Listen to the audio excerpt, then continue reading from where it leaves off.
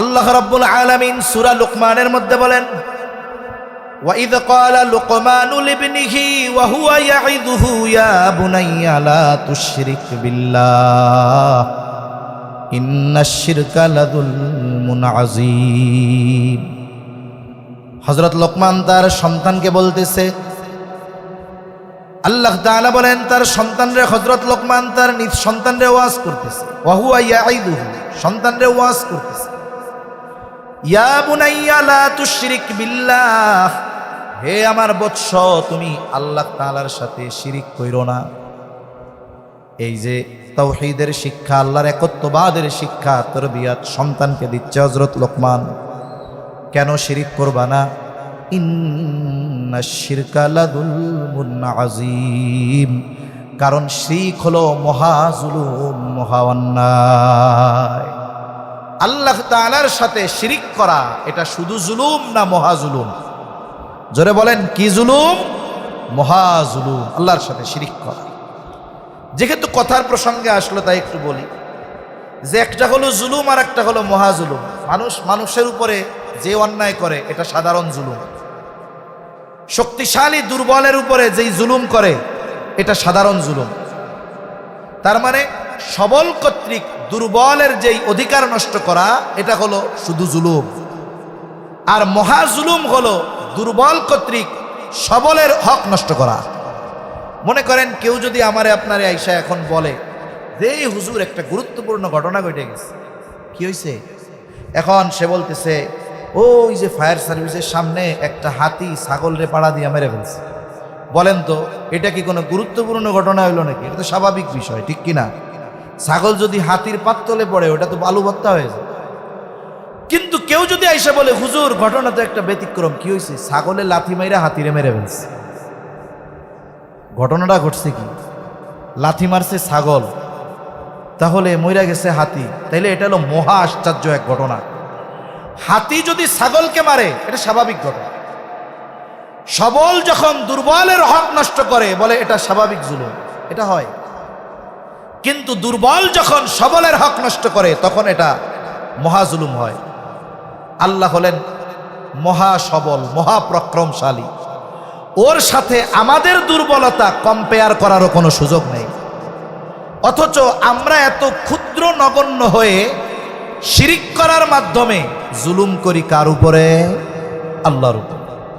আল্লাহর হক নষ্ট করি আর, কারণ হকের কথাও আল্লাহর হকের কথাও কোরআন হাদিসে আসছে।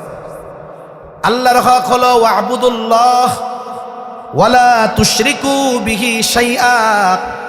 আল্লাহর হক হলো তারই ইবাদত করা, তার সাথে শিরিক না করা। এই জন্য কোনো ব্যক্তি যখন আল্লাহ তাআলার সাথে শিরিক করে, বলেন তো সে শুধু অন্যায় করে নাকি মহা অন্যায় করে? সন্তানকে এই যে তাওহীদ ঈমানের একত্ববাদের শিক্ষা দিতে হবে যে আমার সন্তান আল্লাহর সাথে শিরিক করা যাবে না। আল্লাহ এক, আল্লাহ একক, তার সমকক্ষ গোটা সৃষ্টি জগতে কেউ নাই। সন্তানকে শেখাবেন। এখন কথা হইল একেবারে 3 বছরের বাচ্চারে কিভাবে শেখাবে? বাচ্চা যখন একটু বড় হয়, আধুনিক জামানায়, তখন একটু মোবাইলের আকর্ষণ আসে। কিন্তু যখন 3-4 বছর বয়স থাকে তখন সে গল্প শুনতে চায়, ঠিক কিনা বলেন? আমরা বাচ্চাদেরকে গল্প শোনাই, কবিতা শোনাই। কি গল্প, কি কবিতা?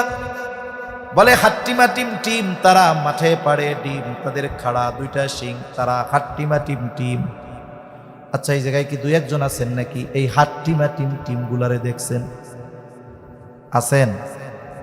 সারা দুনিয়ায় একজনকেও খুঁজে পাওয়া যাবে না। তাহলে এই শিশু মননে ঈমান আর তাওহীদের বীজ কোথায়? আমরা তো শিশুর হৃদয়ে মিথ্যার বীজ বপন করে দিচ্ছি। এজন্য তাদেরকে আমরা আল্লাহর সৃষ্টির গল্প শোনাব। আল্লাহ তাআলা কেমনে এই দুনিয়া সৃষ্টি করছে, মানুষ কেমনে সৃষ্টি করছে, কি জন্য আল্লাহ আমাদেরকে সৃষ্টি করেছে, এই গল্পগুলোর মাধ্যমে আমরা আল্লাহর পরিচয় তার সামনে বারবার তুলে ধরব। কারণ আল্লাহর সৃষ্টি নিয়ে আলোচনা করলে ওর জায়গায় আল্লাহর পরিচয় পাওয়া যায়। কোনো ব্যক্তি যদি আল্লাহর সৃষ্টি নিয়ে চিন্তা করে, ফিকির করে, তাহলে ওই জায়গায় সে আল্লাহর পরিচয় পেয়ে যায়। ঘুমানোর আগে বাচ্চারা গল্প শুনতে চায়, নবীজির সিরাত থেকে গল্প শোনান, নবীজির শৈশবকালের গল্প শোনান। ছোট ছোট বাচ্চাদেরকে নবীজির ওই এতিম সময় যখন তার মাও নাই বাবাও নাই ওই সময়ের গল্পগুলা বললেন। আপনার আমার কঠোর হৃদয়ে ওই কথাগুলো রেখাপাত না করতে পারে, কিন্তু ছোট্ট বাচ্চাদেরকে একটু হৃদয় দিয়ে বলেন, দেখবেন ওর চোখের কোণায় রহমতের নবীর মায়ায় পানি ছলছল করতেছে। ঠিক কিনা বলেন?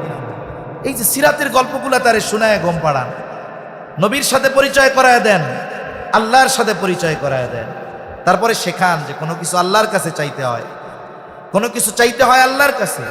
তুমি যদি ভবিষ্যতে কোনো কিছু করতে চাও, বলা তো যায় না কি বিপদ আছে, তুমি এই জন্য ইনশাআল্লাহ বলবা। এখন তুমি কালকে স্কুলে যাবা, কেউ যদি জিজ্ঞাসা করে তুমি বলবা ইনশাআল্লাহ যাব।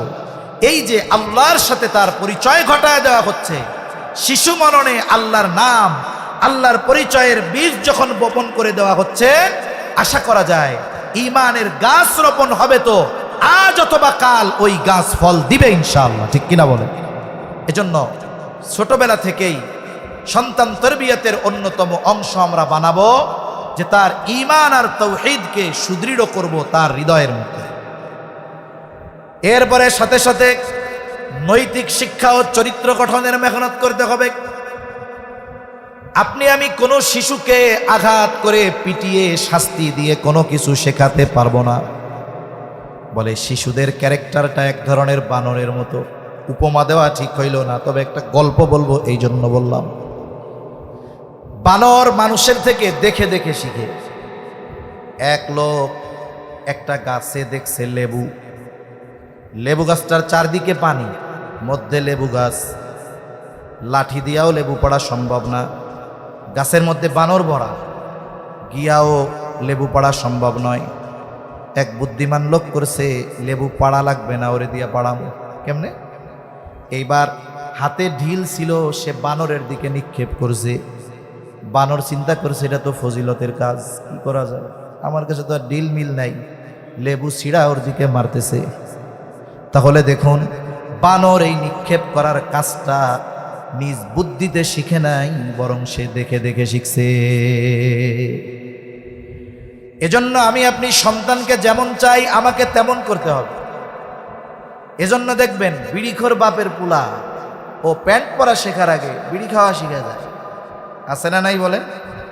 আমাদের এলাকায় এক পুলা হাপুড় হাটে, এখনো ভালো মতো হাঁটতে পারে না, সাইডে ওর বাবা সিগারেট খেয়ে ফালায় রাখছে। এখন পোলা দেখছে ওইটা, বাপ তো উঠে গেছে, ছোট বাচ্চা হামাগুড়ি দিয়ে দিয়া ও দুইটান এরকম মারতেছে। চিন্তা করছে আব্বা এই আমল করছে, এটা তো অনেক ফজিলতের আমল, এটা বাদ দেওয়া যাবে না। এই যে বাচ্চাটা যে শিখলো কার কাছ থেকে? এজন্য যদি সন্তানের চরিত্রকে আমরা উত্তম চরিত্রে পরিণত করতে চাই, সন্তানের মধ্যে সত্যবাদিতা, আমানতদারিতা, ন্যায়পরায়ণতা প্রবেশ করাতে চাই, ওই গুণগুলাতে প্রথমে আমাকে আপনাকে গুণান্বিত হতে হবে।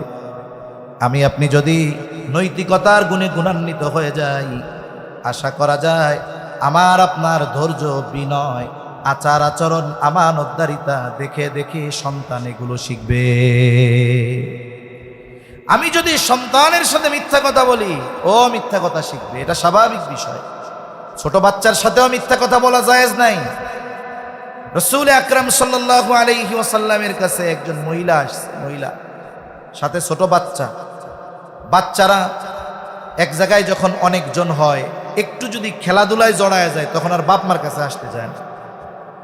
বাচ্চাটা মহিলার থেকে দূরে চলে গেছে।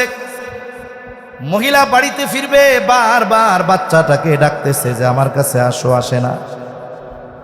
এইবার মহিলা হাতের মুঠ পাকায়া, হাতের মুষ্টিবদ্ধ করে সন্তানের দিকে ইশারা করতেছে এদিকে আসো, তার মানে আমার কাছে যদি আসো তোমারে মজা দিমু। ছোট বাচ্চা দৌড় দিয়া চলে আসছে।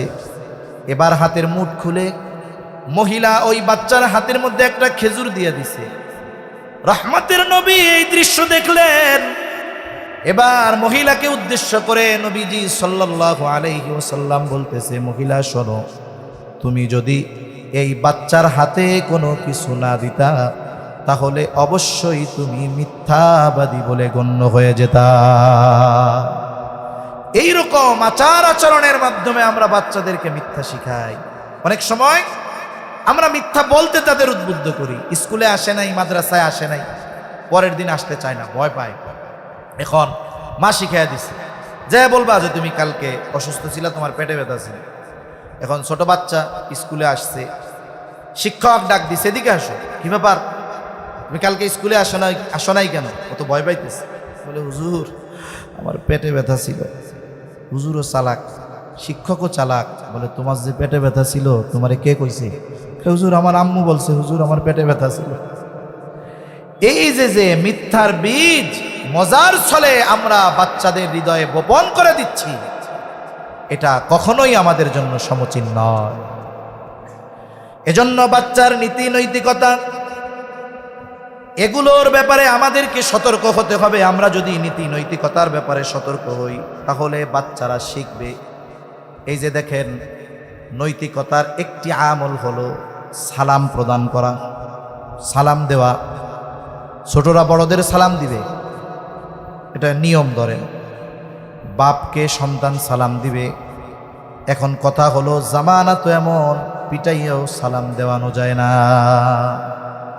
আমরা ছোটদের কাছ থেকে সালাম আশা করি, কিন্তু এই ছোটরা যে আমাদেরকে সালাম দিবে সেটা শেখাতে হবে কাদের? আমাদের। তাদের এই তরবিয়ত দিতে হবে আমাদের। কেমনে? লাঠি দিয়া পিটাইয়া? সবকিছু লাঠি দিয়া হবে। মনে করেন মাদ্রাসার তালিবুল ইলম রাস্তা দিয়ে এটা যেতেছে, মুরব্বী একজনের সামনে দিয়া ড্যাং ড্যাং করে যাচ্ছে, সালাম দেয় না। মুরব্বী রাগ হয়ে গেছে, এই মাদ্রাসায় পড়ে মুরব্বীদের সালাম দেয় না, দাঁড়া তোর হুজুরের কাছে গিয়া বিচার দিয়া লো, তোর শিক্ষকের কাছে বিচার দিব। সালাম দিলি না, আবার লাফায় লাফায় সামনে দিয়া যাস। বিচার দিচ্ছি শিক্ষকের কাছে। শিক্ষক ছাত্ররা ডাকছে, একটু শাসন করছে, মনে করেন একটু পিটানি দিছে। পিটানি কেন দিছে? ওই মুরব্বীরে সালাম না দেওয়ার কারণে। এই যে সাজা দিল, পরের দিন দেখা হলে সালাম দিবে কি দিবে না? দিবে। আর মনে মনে বলবে, আল্লাহ এই বুইড়াটা মরে না কেন, ওরে সালাম দেই নাই বুইলা আমার হুজুরের কাছে বিচার দিচ্ছে, আসসালামু আলাইকুম, ও আল্লাহ ও যেন মরে তাড়াতাড়ি। আপনি সালাম পাইলেন ঠিক, কিন্তু দোয়া মূল কিন্তু ওইটা যেন তাড়াতাড়ি মরে। কিন্তু যদি আমি আপনি এইটা না কইরা ওই ছোট বাচ্চা লাফায়া লাফায়া যাচ্ছে, আমি যদি একটা হাসি দিয়া বলতাম আসসালামু আলাইকুম, একদিন, দুই দিন, তিন দিন, চতুর্থ দিন আপনি আমি রাস্তা দিয়ে যাব, বাচ্চাটাই মাঠের মধ্যে খেলা করবে, ওর নজরে যখন পড়বে ওই যে মুরব্বী হেঁটে হেঁটে যাচ্ছে, আমারে 3 দিন সালাম দিছে, আমি দিতে পারি নাই, ও দৌড় দিয়া পেছন দিয়া জামা টান দিয়া হইলেও বলবে, দাদা আসসালামু আলাইকুম। ওই যে বিচার দিয়ে আপনি সালাম পাইছিলেন আর সালাম দিয়া যে সালাম পাইলেন, বলেন তো দুই সালামের মধ্যে তফাৎ আছে না নাই? আছে। সেজন্য সন্তান তরবিয়তের সিস্টেম ভিন্ন। ছোট বাচ্চাদেরকে সব সময় পিটায় শেখানো যায় না। এজন্য আমি আমার বাসায় যখন যাব, ঘরে ঢুকতে সালাম দিব। বেটারা অনেক সময় মনে করে মহিলাদের সালাম দিব ইজ্জত থাকবো। আরে বাইরের মহিলারে সালাম দেওয়ার দরকার নাই, আপনার ঘরের মহিলারে সালাম দেন, আপনার ওয়াইফকে সালাম দেন, বোনকে সালাম দেন, মাকে সালাম দেন। ছোট্ট বাচ্চা দরজা খুলে দিচ্ছে, এই ছোট বাচ্চাকেও আপনি সালাম দেন। একদিন দেখবেন কলিং বেল দিয়েছেন, ঘরে ঢুইকা আপনি তারে সালাম দিছেন, ও রাগ হয়ে যাবে, বলবে আব্বু তুমি বাইরে যাও, আবার কলিং বেল দাও, আমি দরজা খুলবো, আগে সালাম দিব, কিন্তু তুমি আমাকে আগে সালাম দিতে পারবা না। এই শিক্ষাটা আমি আপনি তাকে শাস্তি দিয়ে শেখাতে পারবো না, এটা শেখাতে হবে আমার আপনার আচরণের মাধ্যমে। ইয়া আইয়ুহাল্লাযীনা আমানু কু আনফুসাকুম ওয়া আহলিকুম নারা। আল্লাহ তাআলা বলেন, হে ঈমানদারেরা, কু আনফুসাকুম ওয়া আহলিকুম নারা, হে ঈমানদারেরা তোমরা নিজে জাহান্নামের আগুন থেকে বাঁচো, তোমার অধীনস্থদেরকেও জাহান্নামের আগুন থেকে বাঁচাও। এই আয়াতের মধ্যে যতগুলো মেসেজ পাওয়া যায়, যতগুলো নির্দেশনা পাওয়া যায়, এর মধ্যে অন্যতম একটি নির্দেশনা সন্তান প্রতিপালন। ইমানদারদেরকে উদ্দেশ্য করে আল্লাহ তাআলা বলেন, হে ইমানদারেরা, নিজে জাহান্নামের আগুন থেকে বাঁচো, অধীনস্থদেরকে জাহান্নামের আগুন থেকে বাঁচাও। কেমন করে জাহান্নামের আগুন থেকে বাঁচতে হবে?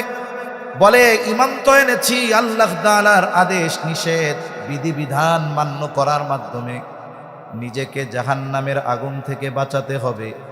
আর আমার আপনার অধীনস্থ যারা আছে তাদেরকে দ্বীনের উপরে পরিচালিত করার মাধ্যমে তাদেরকে জাহান্নাম থেকে বাঁচানোর চেষ্টা করতে হবে। এই আয়াতের মধ্যে যতগুলো মেসেজ আমাদের জন্য আছে, এর মধ্যে অন্যতম একটি মেসেজ হলো সন্তানকে দ্বীনের উপরে প্রতিপালন করা, সন্তানের দ্বীনি তারবিয়াত। এই আয়াতে আল্লাহ তাআলা আমাদের জন্য আবশ্যকীয় করে দিয়েছেন। সাথে সাথে রাসূলুল্লাহ সাল্লাল্লাহু আলাইহি ওয়াসাল্লাম বলেন, কুল্লুকুম রাঈনা ওয়া কুল্লুকুম মাসউলুনা আন রাইয়াতিহি। তোমরা প্রত্যেকেই দায়িত্বশীল, প্রত্যেককেই তার দায়িত্বের ব্যাপারে জিজ্ঞাসা করা হবে। নবীজি সাল্লাল্লাহু আলাইহি ওয়াসাল্লাম বলেন, রাষ্ট্রনেতা একজন দায়িত্বশীল, সে তার দায়িত্বের ব্যাপারে জিজ্ঞাসিত হবে।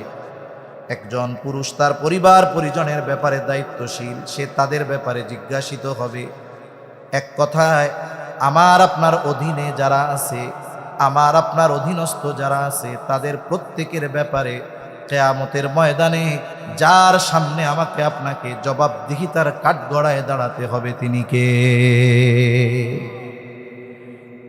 এই যে অধীনস্থদের মধ্যে অন্যতম সন্তান, এই সন্তানের ব্যাপারে আল্লাহ কিয়ামতে আমাকে জিজ্ঞাসা করবে, আমাদেরকে জিজ্ঞাসা করবে, সন্তানরে দ্বীন শিখাইছিলা? যদি সেই দিন আমি আপনি দুনিয়ায় সন্তানকে ইসলামী তারবিয়াতের আলোকে, ইসলামের আলোকে তাকে প্রতিপালন না করে থাকি, দ্বীনের উপরে যদি তাকে আমি আপনি প্রতিপালন না করে থাকি, সেই দিন যেই সন্তানকে আপনি শহরের সবচাইতে দামি স্কুলে পড়িয়েছেন, যেই সন্তানকে আপনি আপনার সবচাইতে দামি পোশাকগুলো কিনে দিয়েছেন, ওই সন্তান দুনিয়ার বুকে তাকে দ্বীনি তারবিয়ত না দেওয়ার কারণে কিয়ামতের দিন আপনার আমার দিকে অভিযোগের আঙ্গুল তুলবে। কি বলবে? রব্বানা ইন্না আতা'না সাদাতানা ওয়া কুবারানা ফাআদাল্লুনাস সাবিলা রব্বানা আতিহিম দি'ফাইনি মিনাল আযাবি ওয়ালআনহুম লা'নান কাবীরা। ওই দিন হয়তো ওই হতভাগা পিতার সন্তান তার বাবার ব্যাপারে আল্লাহ তাআলার কাছে অভিযোগ করে বলবে, ও আমার রব, ইন্না আতা'না সাদাতানা ওয়া কুবারানা, আমরা আমাদের নেতাদের অনুসরণ করেছি, বড়দের আনুগত্য করেছি, আজকে যে আমাদের এই পরিণতি, এর জন্য তো আমি দায়ী না। সন্তান হয়তো পিতার ব্যাপারে বলবে, আল্লাহ, আজকে আমি জাহান্নামী হওয়ার কারণে আমার পিতা দায়ী। কর্মী হয়তো বলবে, জাহান্নামী হওয়ার কারণে আমার নেতা দায়ী।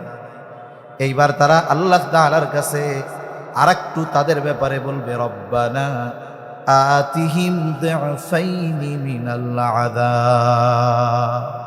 ও রব, যেহেতু আমাদের এই করুণ পরিণতির জন্য দায়ী তারা, সুতরাং আপনি তাদের আযাবরে দ্বিগুণ করে দেন। একথা কিয়ামতের দিন সন্তান তার বাবার ব্যাপারে কার কাছে বলবে? জোরে বলেন। যদি আমি আপনি সন্তানকে দ্বীনের উপরে গড়ে না তুলি।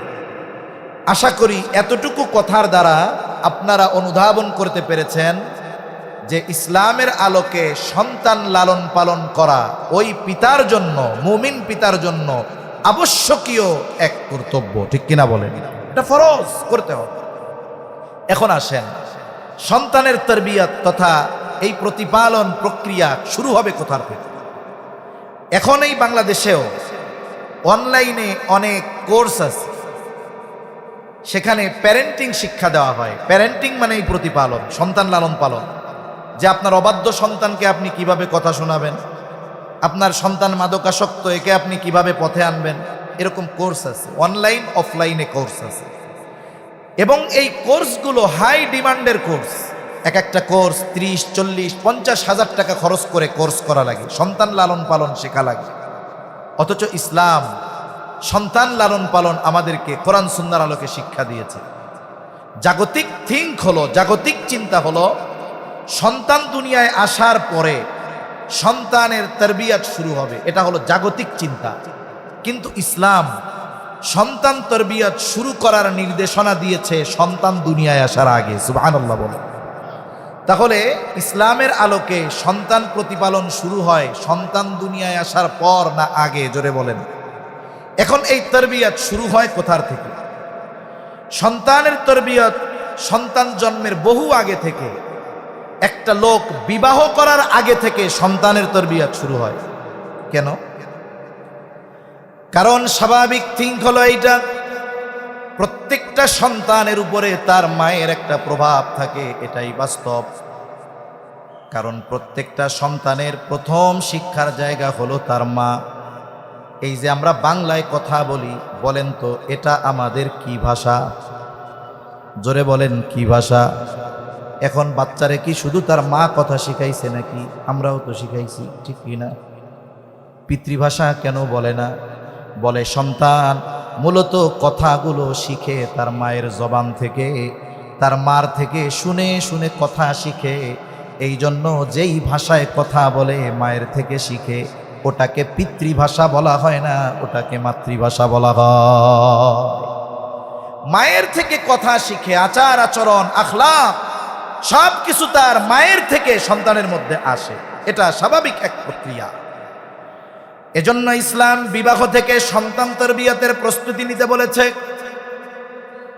কারণ সন্তান মায়ের গর্ভে অবস্থান করবে, মার থেকে তার মূল তারবিয়াত শুরু হবে। এই জন্য রাসূলুল্লাহ সাল্লাল্লাহু আলাইহি ওয়াসাল্লাম বলেন, তুমকাহুল মারআতু লিআরবাঈন, 4টি জিনিস দেখে, 4টি গুণের কারণে বিবাহ করা হয়। নারীদেরকে মানুষ 4টি গুণ দেখে বিবাহ করে। 1 নাম্বার লিমালিহা, দেখে যে ওই মহিলার বা ওই মেয়ের মাল কত আছে, টাকা পয়সা কত আছে, সে ধনী কিনা এটা দেখে। এরপরে দেখে ওয়ালি হাসাবিহা, দেখা হয় যে তার বংশ কেমন, নসল কেমন, উচ্চ বংশীয় কিনা। এরপরে দেখা হয় তার সৌন্দর্য, জামালিহা, তার সৌন্দর্য কেমন।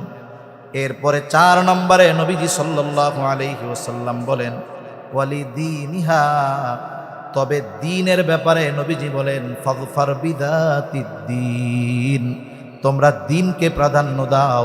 কারণ বাকি 3টা যদি কোনো নারীর মধ্যে থাকে, তার মধ্যে যদি দ্বীন না থাকে, তাহলে প্রকৃতপক্ষে উত্তম চরিত্রবান মহিলা সে হতে পারে না। এখন এর বিপরীত, এখন কেউ মাল দেখে, কেউ সৌন্দর্য দেখে, দ্বীনকে বানিয়ে ফেলছে অপশনাল, 4 সাবজেক্ট। ওইটা থাক আর না থাক, চেহারা, টাকা আর বংশ ঠিক থাকলে বাকিটা ঠিক হয়ে যাবে, এরকম বলে না অনেকে? আরে মেয়ে সুন্দর আছে, নামাজ কালাম পারে না, তাতে কি, শিখায় লইস, বলে না এরকম? বলে। কিন্তু দেখা যায় শিখাইতে গিয়া উল্টা তার অবস্থা খারাপ হয়ে যায়। এজন্য এই 4 গুণ যদি একজনের মধ্যে থাকে সেটা তো ভালোর উপরে ভালো, কিন্তু বাকি 3টা আছে, দ্বীন নাই। সব জায়গায় গণতন্ত্রের স্লোগান চলে না। যদি এই চিন্তা করি যে 4 ভাগের 3 ভাগ তো তার মধ্যে পাওয়া গেছে, দ্বীন নাই, তাতে কি? বেশিরভাগ গুণ তো আছে, কিন্তু দ্বীন হলো এমন এক গুণ, বাকি 3টা যদি নাও থাকে, ওই মেয়ে যদি দিনদার হয়, তাহলে আশা করা যায় তার সন্তান একজন দিনদার সন্তান হবে, ঠিক কিনা বলেন? এজন্য সন্তান তারবিয়াতের প্রথম ধাপ হলো বিবাহের মাধ্যমে শুরু হয়। এজন্য রাসূল আকরাম সাল্লাল্লাহু আলাইহি ওয়াসাল্লাম বিবাহের ক্ষেত্রে দিনদারিত্বকে প্রাধান্য দিতে বলেছেন। এরপরে বিবাহ সম্পাদন হয়ে গেল, এরপর আল্লাহ তাআলার কাছে নেক সন্তানের জন্য দোয়া করা। সন্তান মাতৃগর্ভে আসার আগেই সন্তানের জন্য, নেক সন্তানের জন্য আল্লাহ তাআলার কাছে দোয়া করা, এটা পয়গম্বরদের সুন্নাত, পয়গম্বরদের আমল। নেক সন্তানের জন্য দোয়া করা, আল্লাহ কোরআনুল কারীমের মধ্যে দোয়া শিখাইয়া দিয়েছে। আল্লাহ তাআলা শিখায় দেন, রব্বানা হাব লানা মিন আজওয়াজিনা ওয়া যুররিয়াতিনা কুররাতা আ'য়ুন ওয়াজআলনা লিল মুত্তাকিনা ইমামা। আল্লাহ তাআলার কাছে এমন সন্তান স্ত্রী কামনা করা যা আমাদের চক্ষু শীতলকরণের কারণ। এই দোয়া সন্তান দুনিয়ায় আসার আগেও করতে হবে, পরেও করতে হবে। আবার অনেক সময় বিবাহ হইছে, সন্তান হয় না। মূলত বলেন তো, সন্তান দেওয়া না দেওয়ার একমাত্র ক্ষমতা কার? জোরে বলেন কার? আল্লাহ তাআলা। আল্লাহ যদি চান বুড়াকালেও সন্তান দিতে পারেন, আর আল্লাহ যদি না চান সুস্থ সবল ব্যক্তিকেও সন্তান বঞ্চিত করে। অনেক সময় অনেকে আবার অতি আবেগে আপ্লুত হয়ে দেখা যায় যে সন্তানের আশায় এমন কিছু কাজ করে বসে যার দ্বারা তার ঈমান নষ্ট হয়ে যাওয়ার মতো অবস্থা হয়ে যায়। করে কি করে না? ওই মাজারে গিয়া ওই জায়গায় গিয়া মানত করবে, বাবার কাছে চাইবে, কিন্তু সন্তান দেওয়ার ক্ষমতা কার? আল্লাহ রাব্বুল আলামিন বলেন, ইয়াহাবু লিমান ইয়াশাউ ইনাসাও ওয়া ইয়াহাবু লিমান ইয়াশাউ যুকুর আও ইউযাউযুহুম যুকরানা ওয়া ইনাসা ওয়া ইয়াজআলু মান ইয়াশাউ আকিমা। আল্লাহ তাআলা যাকে চান তাকে ছেলে সন্তান দেন, আল্লাহ তাআলা যাকে চান তাকে কন্যা সন্তান দেন, আবার যাকে চান আল্লাহ তাআলা উভয়টাই দেন। আবার আল্লাহ তাআলা যাকে চান ওয়াজআলু মান ইয়াশাউ আকিমা। ডাক্তার কোনো রোগ ধরতে পারে না, বলে আপনারা তো সুস্থ, আমি কি করব, সব ঠিক আছে, কিন্তু আল্লাহ চায় না, এই জন্য সন্তান হয় না। আছে না নাই? এজন্য সন্তান যদি না হয় চাইবো কার কাছে? জোরে বলেন। সাথে সাথে আল্লাহ তাআলার কাছে দোয়া অব্যাহত রাখতে হবে। পয়গম্বর আলাইহিস সালাম নেক সন্তানের জন্য আল্লাহ তাআলার কাছে দোয়া করছে। হযরত জাকারিয়া আলাইহিস সালাম বার্ধক্যে উপনীত হয়ে গেছে, স্ত্রীও বুড়া হয়ে গেছে, সন্তান হয় না। ওনার কাছে যে মারিয়াম আলাইহিস সালামকে রেখে আসা হয়েছিল, ওনার জন্য বাইতুল মুকাদ্দাসে আলাদা কামরা আল্লাহ তাআলা এক নিদর্শন মারিয়াম আলাইহিস সালামের জন্য বিশ্ববাসীর কাছে প্রেরণ করবেন, এটা আল্লাহর ইচ্ছা ছিল। পিতাবিহীন গর্ভে সন্তান, গর্ভে যখন সন্তান আছে স্বাভাবিক ডাক্তার কি বলে, ভালো কিছু ভালো ভালো খাওয়াইবেন, বলে না এরকম? এর থেকে গর্ভের বাচ্চা পুষ্টি লাভ করবে। এখন তো খাবার ভালো দরকার। মারিয়াম আলাইহিস সালামের গর্ভে সন্তান। মাঝে মধ্যে জাকারিয়া আলাইহিস সালাম মারিয়াম আলাইহিস সালামের ঘরে যায়। যখনই যায় তখনই গিয়া দেখে হরেক রকমের ফলমূল, যেটা যেই সিজনে পাওয়া যায় না ওই সিজনে সেই ফল, শীতের ফল গরমে, গরমের ফল শীতে। এই দৃশ্য দেখার পর জাকারিয়া আলাইহিস সালামের অন্তরের মধ্যে একটা কথা আসলো, আহারে, যেই আল্লাহ গরমের ফল শীতের সময় খাওয়াইতে পারে, শীতের ফল গরমে খাওয়াতে পারে, সেই আল্লাহ আমাকেও বুড়াকালে সন্তান দিতে পারে। এখন ওনার মনের মধ্যেই চিন্তা আসছে, ওই রুমের মধ্যে যাইয়া এই চিন্তা আসছে, ওই জায়গায় দোয়া করা শুরু করছে।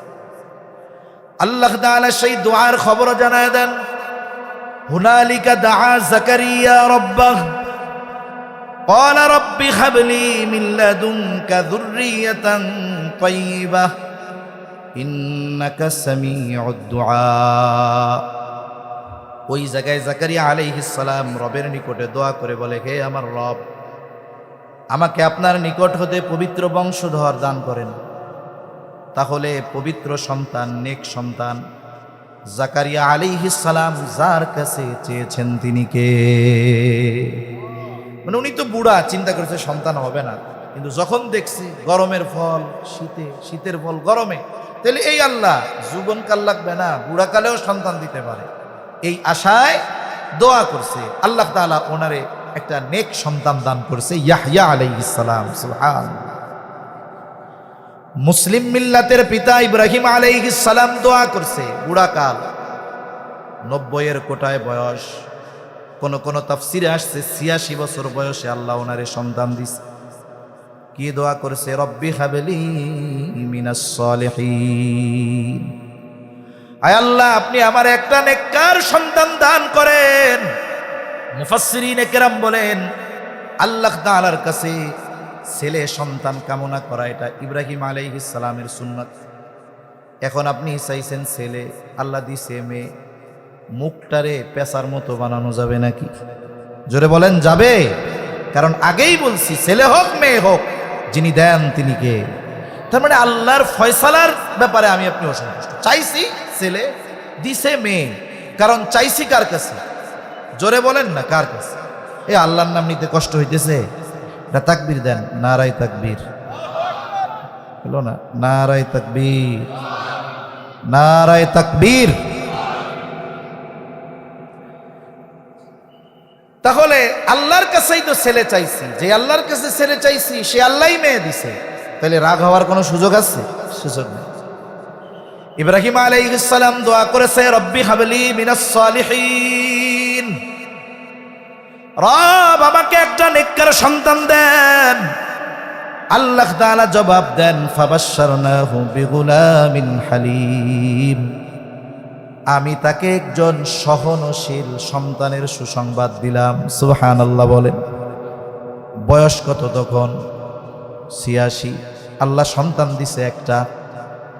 এই সন্তানকে আল্লাহ বলছেন হালিম, আমি তাকে সহনশীল একটি সন্তান দান করলাম। এই সহনশীলতা এই সন্তানের মধ্যে ক্ষুদ্র বয়সে কতটুকু ছিল সেটাও আল্লাহ জানায় দেন।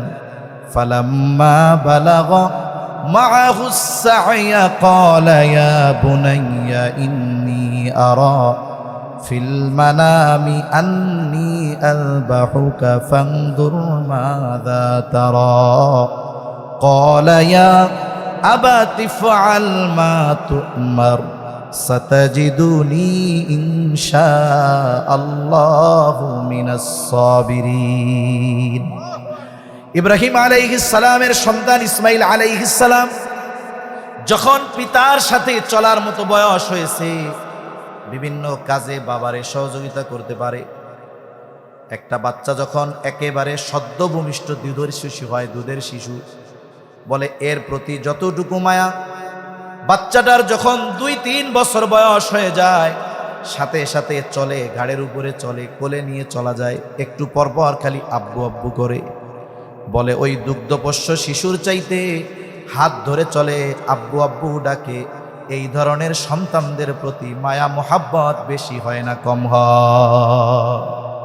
সন্তান যখন চলতে পারে সাথে, এইরকম এক বয়স আল্লাহ তাআলা ওই যে বলছে আপনারে তো হালিম এক সন্তান দিছি, এটা কেমন হালিম এবার এটার পরীক্ষা দেখেন, আপনারে সহ পরীক্ষা নিতেছে।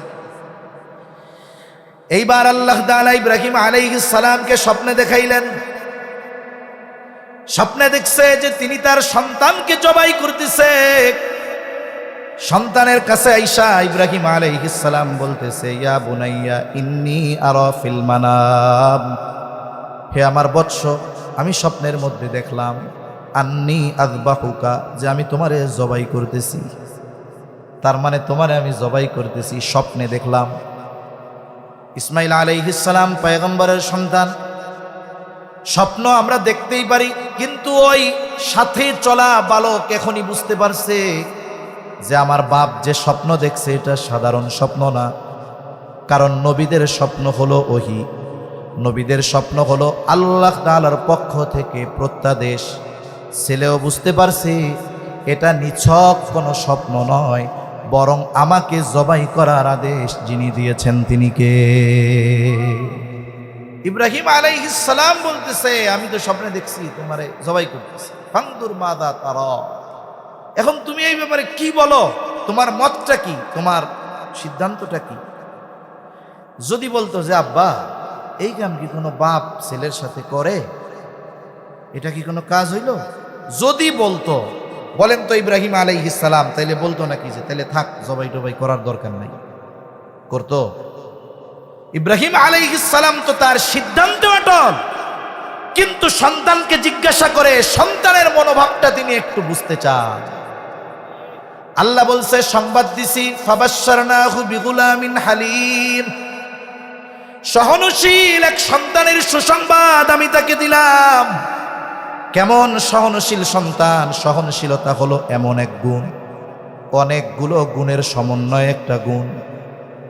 সন্তানও সহনশীল, জবাব দিয়ে দিল, ক্বালা ইয়া আবাতি ফাআল মা তু'মার সাতাজিদুনি ইনশাআল্লাহু মিনাস সাবিরিন।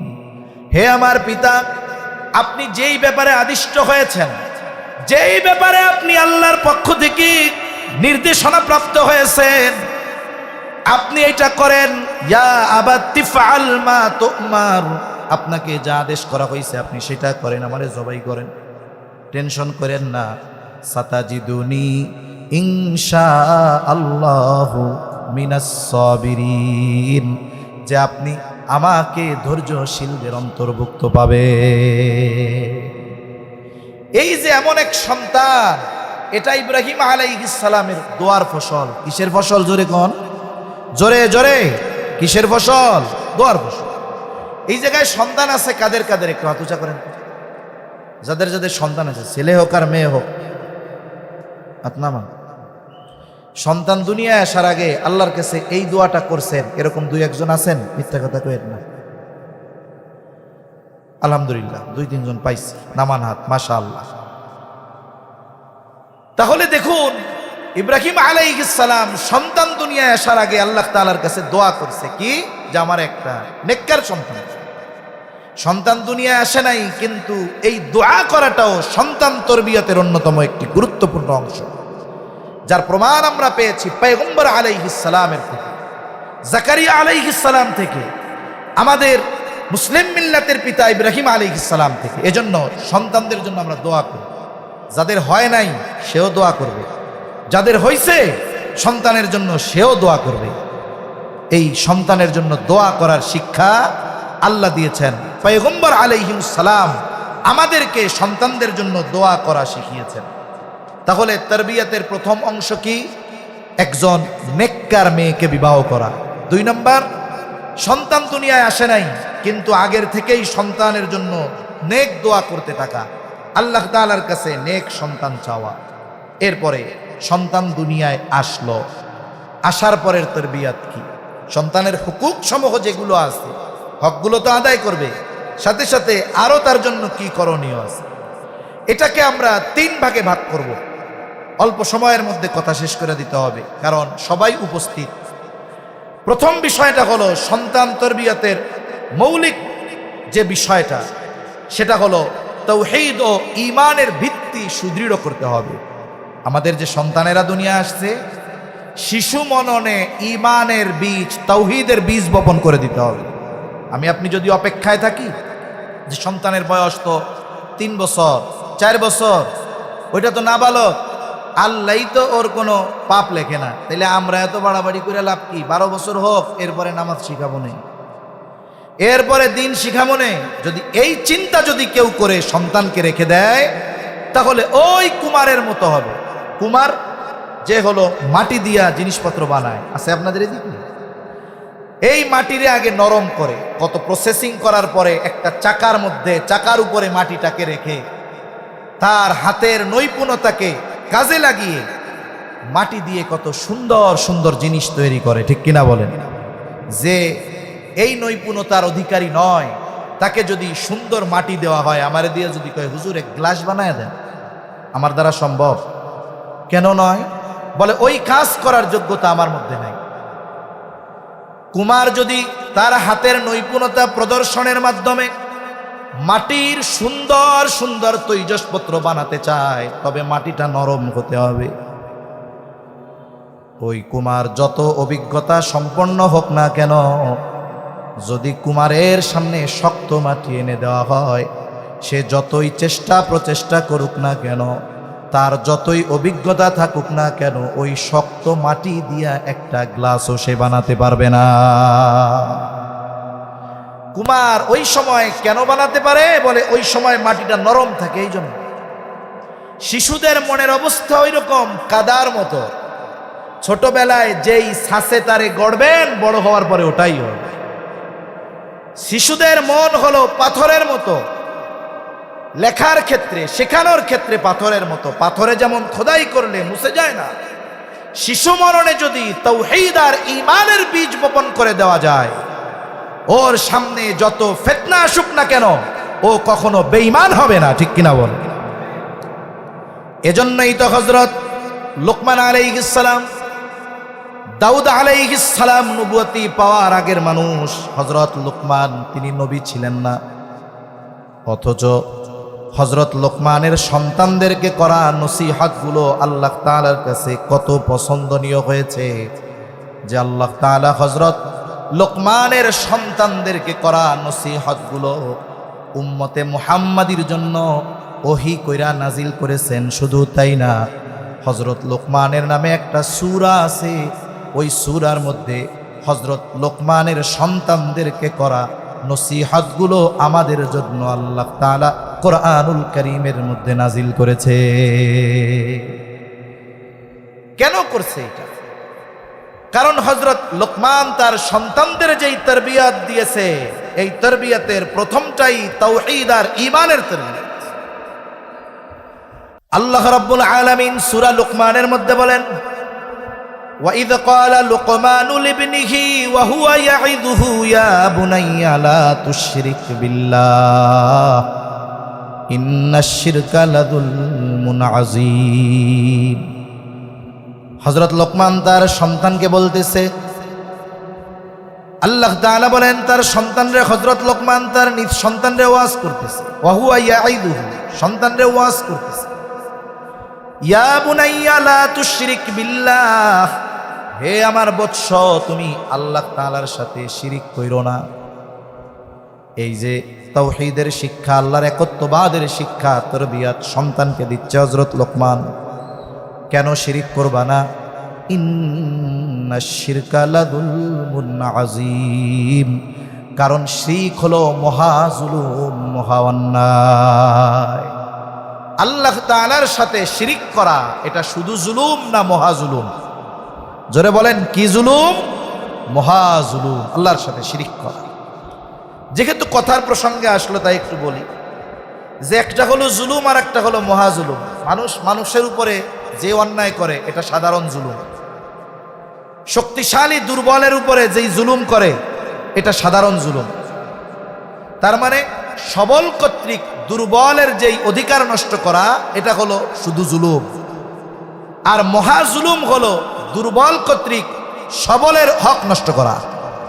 মনে করেন কেউ যদি আমারে আপনারে আইসা এখন বলে যে এই হুজুর একটা গুরুত্বপূর্ণ ঘটনা ঘটে গেছে, কি হয়েছে?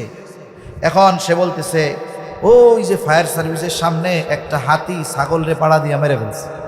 বলেন তো এটা কি কোনো গুরুত্বপূর্ণ ঘটনা হইল নাকি? এটা তো স্বাভাবিক বিষয়, ঠিক কিনা? ছাগল যদি হাতির পাততলে পড়ে ওটা তো বালু ভর্তা হয়ে যায়। কিন্তু কেউ যদি আইসা বলে হুজুর ঘটনা তো একটা ব্যতিক্রম, কি হয়েছে? ছাগলে লাথি মাইরা হাতিরে মেরে ফেলছে। ঘটনাটা ঘটছে কি? লাথি মারছে ছাগল, তাহলে মইরা গেছে হাতি, তাইলে এটা হলো মহা আশ্চর্য এক ঘটনা। হাতি যদি ছাগলকে মারে এটা স্বাভাবিক ঘটনা। সবল যখন দুর্বলের হক নষ্ট করে বলে এটা স্বাভাবিক জুলুম, এটা হয়। কিন্তু দুর্বল যখন সবলের হক নষ্ট করে তখন এটা মহাজুলুম হয়। আল্লাহ হলেন মহা সবল, মহাপ্রক্রমশালী, ওর সাথে আমাদের দুর্বলতা কম্পেয়ার করারও কোনো সুযোগ নেই। অথচ আমরা এত ক্ষুদ্র নগণ্য হয়ে শিরিক করার মাধ্যমে জুলুম করি কার উপরে? আল্লাহর উপরে। আল্লাহর হক নষ্ট করি আর কি। কারণ হকের কথাও আল্লাহর হকের কথাও কোরআন হাদিসে আসছে। আল্লাহর হক হলো ওয়াবুদুল্লাহ ওয়ালা তুশরিকু বিহি শাইআ। আল্লাহর হক হলো তারই ইবাদত করা, তার সাথে শিরিক না করা। এই জন্য কোনো ব্যক্তি যখন আল্লাহ তাআলার সাথে শিরিক করে, বলেন তো সে শুধু অন্যায় করে নাকি মহা অন্যায় করে? সন্তানকে এই যে তাওহীদ ঈমানের একত্ববাদের শিক্ষা দিতে হবে যে আমার সন্তান আল্লাহর সাথে শিরিক করা যাবে না। আল্লাহ এক, আল্লাহ একক, তার সমকক্ষ গোটা সৃষ্টি জগতে কেউ নাই। সন্তানকে শেখাবেন। এখন কথা হইল একেবারে 3 বছরের বাচ্চারে কিভাবে শেখাবো? বাচ্চা যখন একটু বড় হয়, আধুনিক জামানায়, তখন একটু মোবাইলের আকর্ষণ আসে, কিন্তু যখন 3-4 বছর বয়স থাকে তখন সে গল্প শুনতে চায়, ঠিক কিনা বলেন? আমরা বাচ্চাদেরকে গল্প শোনাই, কবিতা শোনাই। কি গল্প, কি কবিতা? বলে হাট্টিমা টিম টিম, তারা মাঠে পাড়ে ডিম, তাদের খাড়া 2টা শিং, তারা হাট্টিমা টিম টিম। আচ্ছা, এই জায়গায় কি 2-1 জন আছেন নাকি এই হাট্টিমা টিম টিম গুলারে দেখছেন? আছেন? সারা দুনিয়ায় একজনকেও খুঁজে পাওয়া যাবে না। তাহলে এই শিশু মননে ঈমান আর তাওহীদের বীজ কোথায়? আমরা তো শিশুর হৃদয়ে মিথ্যার বীজ বপন করে দিচ্ছি। এজন্য তাদেরকে আমরা আল্লাহর সৃষ্টির গল্প শোনাব। আল্লাহ তাআলা কেমনে এই দুনিয়া সৃষ্টি করছে, মানুষ কেমনে সৃষ্টি করছে, কি জন্য আল্লাহ আমাদেরকে সৃষ্টি করেছে, এই গল্পগুলোর মাধ্যমে আমরা আল্লাহর পরিচয় তার সামনে বারবার বারবার তুলে ধরব। কারণ আল্লাহর সৃষ্টি নিয়ে আলোচনা করলে ওর জায়গায় আল্লাহর পরিচয় পাওয়া যায়। কোনো ব্যক্তি যদি আল্লাহর সৃষ্টি নিয়ে চিন্তা করে, ফিকির করে, তাহলে ওই জায়গায় সে আল্লাহর পরিচয় পেয়ে যায়। ঘুমানোর আগে বাচ্চারা গল্প শুনতে চায়। নবীজির সিরাত থেকে গল্প শোনান, নবীজির শৈশবকালের গল্প শোনান। ছোট ছোট বাচ্চাদেরকে নবীজির ওই এতিম সময়, যখন তার মাও নাই বাবাও নাই, ওই সময়ের গল্পগুলা বললেন। আপনার আমার কঠোর হৃদয়ে ওই কথাগুলো রেখাপাত না করতে পারে, কিন্তু ছোট্ট বাচ্চাদেরকে একটু হৃদয় দিয়ে বলেন, দেখবেন ওর চোখের কোণায় রহমতের নবীর মায়ায় পানি ছলছল করতেছে, ঠিক কিনা বলেন? এই যে সিরাতের গল্পগুলা তারে শোনায় গম পাড়ান, নবীর সাথে পরিচয় করায় দেন, আল্লাহর সাথে পরিচয় করায় দেন। তারপরে শেখান যে কোনো কিছু আল্লাহর কাছে চাইতে হয়, কোনো কিছু চাইতে হয় আল্লাহর কাছে। তুমি যদি ভবিষ্যতে কোনো কিছু করতে চাও, বলা তো যায় না কি বিপদ আছে, তুমি এই জন্য ইনশাআল্লাহ বলবা। এখন তুমি কালকে স্কুলে যাবা, কেউ যদি জিজ্ঞাসা করে তুমি বলবা ইনশাআল্লাহ যাব।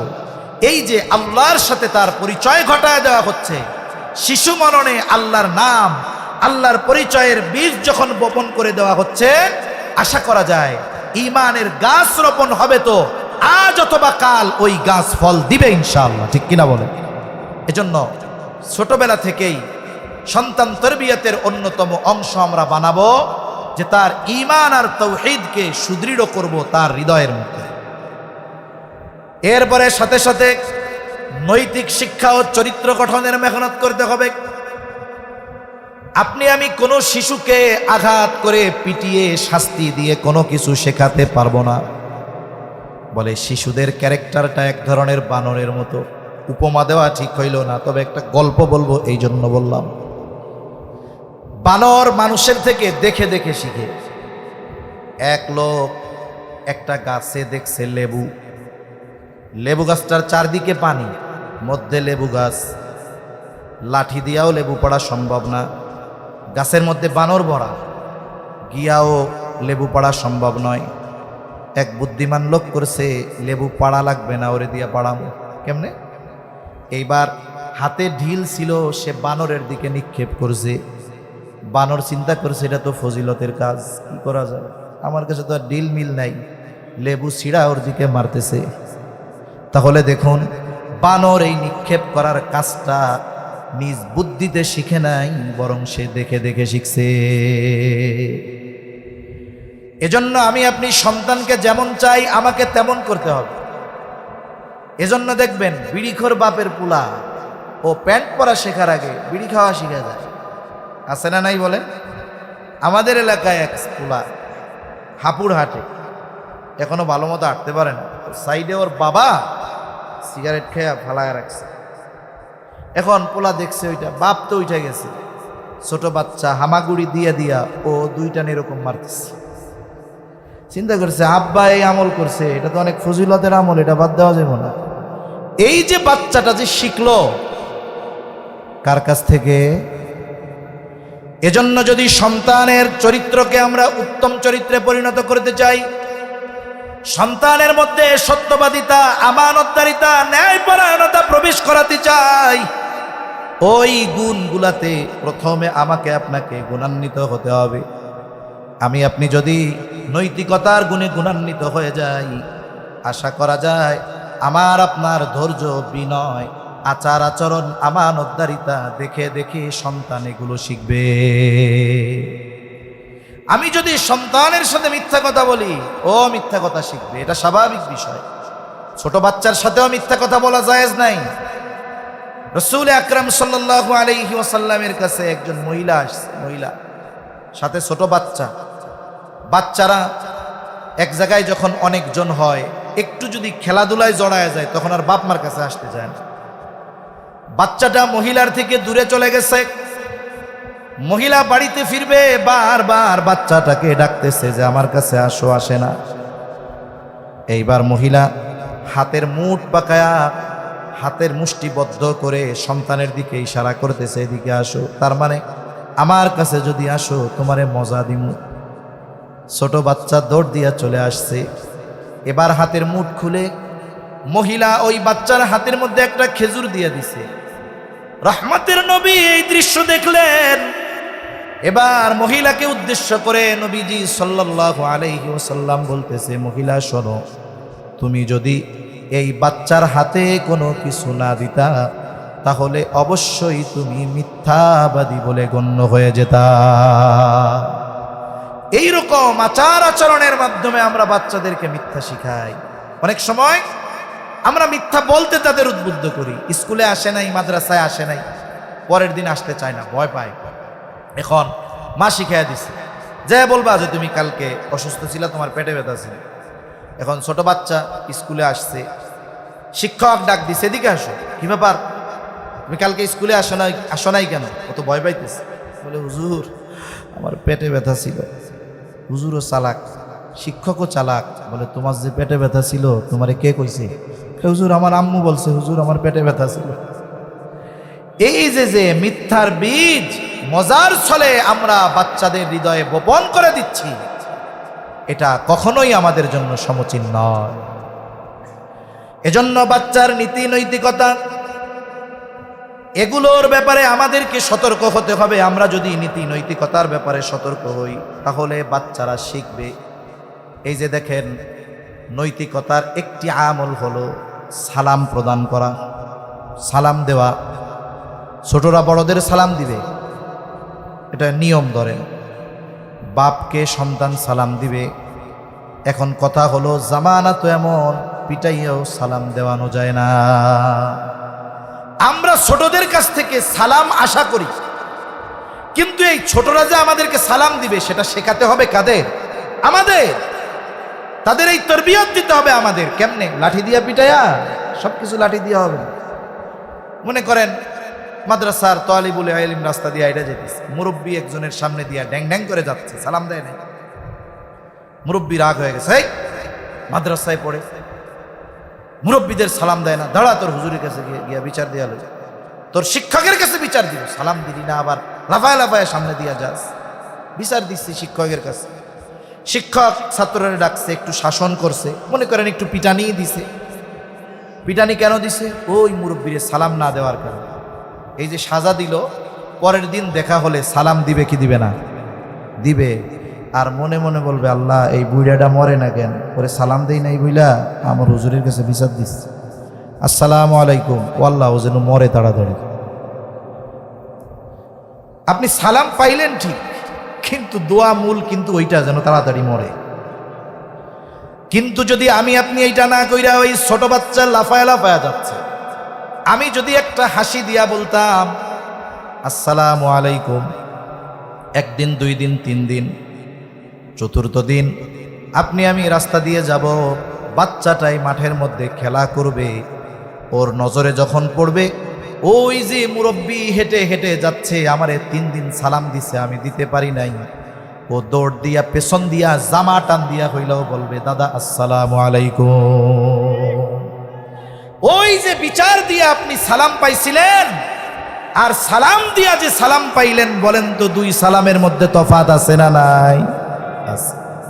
সেজন্য সন্তান তরবিয়তের সিস্টেম ভিন্ন।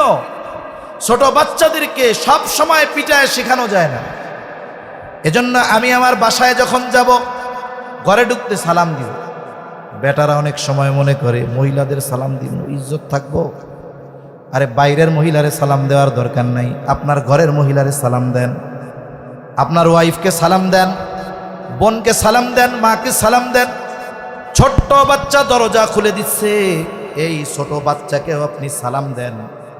একদিন দেখবেন কলিং বেল দিয়েছেন, ঘরে ঢুইকা আপনি তারে সালাম দিছেন, ও রাগ হয়ে যাবে, বলবে আব্বু তুমি বাইরে যাও, আবার কলিং বেল দাও, আমি দরজা খুলবো, আগে সালাম দিব, কিন্তু তুমি আমাকে আগে সালাম দিতে পারবা না। এই শিক্ষাটা আমি আপনি তাকে শাস্তি দিয়ে শেখাতে পারবো না, এটা শেখাতে হবে আমার আপনার আচরণের মাধ্যমে। এরপরে তৃতীয় বিষয় যেটা, দ্বীনি শিক্ষা ও ইবাদতের প্রতি তাকে আগ্রহী করে তোলা। একটা হলো বয়স যখন হবে তখন সে আমল করবে, তবে মানুষ ওই কাজটাই করে যেই কাজের ব্যাপারে তার অন্তরে আগ্রহ পয়দা হয়। শিশু মননে ইবাদতের আগ্রহ জাগ্রত করতে হবে আগে। ছোটবেলায় জোর করে আপনি আমি তাকে ইবাদত করাতে পারবো না, কিন্তু ছোটবেলায় ইবাদতের আগ্রহ তার অন্তরে জাগ্রত করে দেওয়া যেতে পারে। এটার অনেক পদ্ধতি আছে। যেমন আপনি তাকে নামাজ শেখাবেন। নামাজ হাদিসের মধ্যে আসছে, তোমাদের সন্তানদের 7 বছর বয়সে নামাজের আদেশ দাও, 10 বছর বয়সে নামাজ না পড়লে প্রহার করো, আর 10 বছর বয়সে বাচ্চার বিছানাটা আলাদা করে দাও। এখন 7 বছর বয়সে নামাজের আদেশ, কোনো জিনিসের আদেশ করার আগে ওই জিনিস তাকে শেখাতে হয়। 7 বছরে যদি আদেশ করতে হয়, 5 বছর থেকে তাকে শেখাতে হবে। নামাজ শেখাবো কেমনে? আমরা তো নফল সুন্নাত সব মসজিদের মধ্যে পড়ি, বাচ্চারা ঘরে থাকে, এই জন্য যদি সম্ভব হয় নফল সুন্নাত নামাজগুলো ঘরে পড়া। কারণ মহিলারা ঘরের অভ্যন্তরে নামাজ পড়ে, আর পুরুষেরা ঘরের আলো খোলামেলা জায়গায় নামাজ পড়ে। কারো ঘরে যদি ছোট বাচ্চা থাকে, 2-3 বছরের বাচ্চা, দেখবেন ওর বাবা যদি নামাজে দাঁড়ায়, ওর দাদা যদি নামাজে দাঁড়ায়, ওর সারা গায়ে কোনো পোশাক নাই, ও উলঙ্গ, টুপিও খুঁজা পায় না। যখন টুপি পায় না, দেখা যাবে রান্নাঘর থেকে তরকারির বাটি মাথায় দিয়ে আইসা কয় আল্লাহু আকবার। ঠিক কিনা বলেন? এই যে আল্লাহু আকবার বলা শিখলো, আপনার আমার সাথে সেজদা দেওয়া শিখলো, পিটায়া নয়, বরং সে দেখে দেখে শিখলো। এই ইবাদতের আগ্রহ বাচ্চাদের মধ্যে দেখে দেখে পয়দা। এজন্য বাচ্চারা যখন একটু বড় হয়, 4-5 বছর হয়, মসজিদে নেওয়ায় অভ্যস্ত হতে হয়।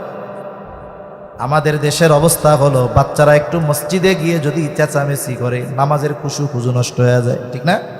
সামনের কাতারে অনেক মসজিদে অনেক মুসল্লি থাকে, কারো ছোট বাচ্চা যদি পিছনে একটু চেঁচামেচি করে, সালানটা ফিরে এরকম আস্তে আস্তে স্লো মোশনে তাকায়, চোখ গরম করে, ওই কার বোলারে প্যাডেরটা ধরে নিয়ে আইসে, এই সেই হ্যানতেন, নামাজের খুশু নষ্ট হয়ে গেল। আচ্ছা বলেন তো, নামাজ কি শুধু স্বাভাবিক সময়?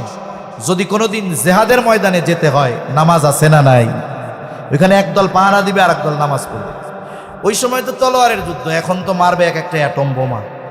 তা আমি চিন্তা করি, ওনার যদি পোলাপানের কেরানিতে নামাজ নষ্ট হয়ে যায়, তাইলে যদি বোম পাশে পড়ে, তাহলে তো পায়খানা করে দিব ওই জায়গায়। ঠিক কিনা বলেন? বাইতুল্লাহ দেখবেন, হারামাইনে, মক্কা মদিনায়, সব আরবের মসজিদগুলোর মধ্যে ছোট ছোট বাচ্চারা দৌড়াদৌড়ি করছে। আচ্ছা আপনি গাছ লাগাইছেন, বাগান, কিন্তু কোনো পাখি কোনো দিন আসে না, এই বাগানের আসল মজা পাওয়া যাবে? কিচিরমিচির আওয়াজের কারণে মজা পাওয়া যায়। এজন্য যেই বাচ্চা বুঝে, একেবারে ছোটটা না, 5-6 বছর বয়স, ওকে মসজিদে আনায় অভ্যস্ত হন, তাহলে কি হবে? একটা সময় 7 বছরে নামাজের আদেশ করা লাগবে না, ও পাক্কা নামাজি হয়ে যাবে ইনশাআল্লাহ। এইভাবে বাচ্চাদেরকে ইবাদতের প্রতি আগ্রহী করে তোলা। ছোট বাচ্চা রোজা ফরজ হয় নাই, রোজা রাখতে চায়। আলহামদুলিল্লাহ, আমাদের আজকের মাহফিলের অন্যতম আলোচক, বাতিলের আতঙ্ক, মুফতি লুৎফর রহমান ফরায়েজি হাফিজাহুল্লাহ ভাই চলে আসছে। আমি আর অল্প সময়ের মধ্যে আমার কথাগুলো শেষ করে দিতেছি। তাহলে যেই বাচ্চা 6 বছরে নামাজে অভ্যস্ত হয়ে গেছে, ওরে 7 বছরে নামাজের জন্য আদেশ করা লাগবে? লাগবে না। এই পরিবেশের একটা বিষয় আছে। এই জন্য মাদ্রাসায় যারা পড়ে, দেখেন অনেক সময় 5 বছরের বাচ্চার নামাজের একাগ্রতা দেখে আমাদের লজ্জা লাগে। ছোট বাচ্চা কত সুন্দর ইবাদত করতেছে। এজন্য সন্তান প্রতিপালনের অন্যতম একটি বিষয় যে সন্তানকে ইবাদতের প্রতি আগ্রহী করে তোলা, সাথে সাথে দ্বীনি শিক্ষার ব্যবস্থা করা। দ্বীনি শিক্ষার ব্যবস্থা করা। আগে তো মাদ্রাসা মানে আমরা বুঝতাম যে মাদ্রাসায় পড়বে শুধু সবচাইতে ব্রেন খারাপ যেটার এইটা, আর সবচাইতে গরিব মানুষ যেটা তার সন্তানটাকে মাদ্রাসায় দিবে। কিন্তু পারিপার্শ্বিক পরিস্থিতি এই ধরনের এলিট শ্রেণীর মানুষের চোখ কান খুলে দিয়েছে যে আমি যতই সম্পদ উপার্জন করি না কেন, আমার সন্তানদেরকে যদি বাস্তবিক অর্থে ভালো মানুষে পরিণত না করতে পারি, অঢেল সম্পদের মালিক হওয়ার পরেও বার্ধক্যকালে আমার উপার্জিত, আমার বানানো ওই 10 তলা বাড়িতে আমার জায়গা হবে না। এজন্য দেখেন প্রাইভেট মাদ্রাসাগুলো গড়ে উঠতেছে। আমাদের নূরে মদিনা মাদ্রাসা, আমাদের বিপ্লবী ভাইয়ের মাদ্রাসা, কত সুন্দর। সব ধরনের সব স্তরের মানুষেরা তাদের সন্তানদেরকে এখানে দ্বীন শেখার জন্য দিয়েছে। এজন্য সন্তান তরবিয়তের অন্যতম একটি ধারা হলো তাদেরকে আমলে আগ্রহী করা, সাথে সাথে দ্বীন শিক্ষা দেওয়া। আমি 3টা পয়েন্ট বলেছি বাচ্চারা দুনিয়ায় আসার পরে তরবিয়ত, এর আগে 2টা বলেছি, মোট 5টা। মূল কথা, সন্তান তরবিয়ত এটা চলমান এক প্রক্রিয়া, সন্তান দুনিয়ায় আসলেই করতে হবে তা না। 1 নাম্বার, বিবাহের সময় একজন উত্তম মা নির্বাচন, এটা হলো সন্তানের তরবিয়তের প্রথম ধারা। দ্বিতীয়, বিবাহের পরে নেক সন্তানের জন্য দোয়া করা। তৃতীয়ত, সন্তান দুনিয়ায় ভূমিষ্ঠ হওয়ার পর কিছু হুকুক আছে, এগুলো আদায় করার পরে 3 নম্বরে যেই বিষয়টা, যখন সে একটু বড় হবে তার তাওহীদ ও ঈমানকে সুদৃঢ়করণের ব্যবস্থা গ্রহণ করা। 4 নম্বর, নীতি নৈতিকতা আদর্শের উপরে গড়ে তোলার ব্যবস্থা করা। 5 নম্বর, ইলমে দ্বীন ও ইবাদতের প্রতি তার আগ্রহ সৃষ্টি করা। যদি এই কাজগুলো আমরা করি তাহলে ওই সন্তান আল্লাহ প্রদত্ত এমন এক নেয়ামত আমার আপনার জন্য হবে, যেই সন্তান আমার জন্য দুনিয়া আখেরাতে সম্মানের কারণ হবে ইনশাআল্লাহ। আল্লাহ সুবহানাহু ওয়া তাআলা আমাদের কথাগুলো বুঝবার তৌফিক দান করেন, আমিন। ওয়া আখিরু দাওয়ানা আনিল হামদুলিল্লাহি রাব্বিল আলামিন।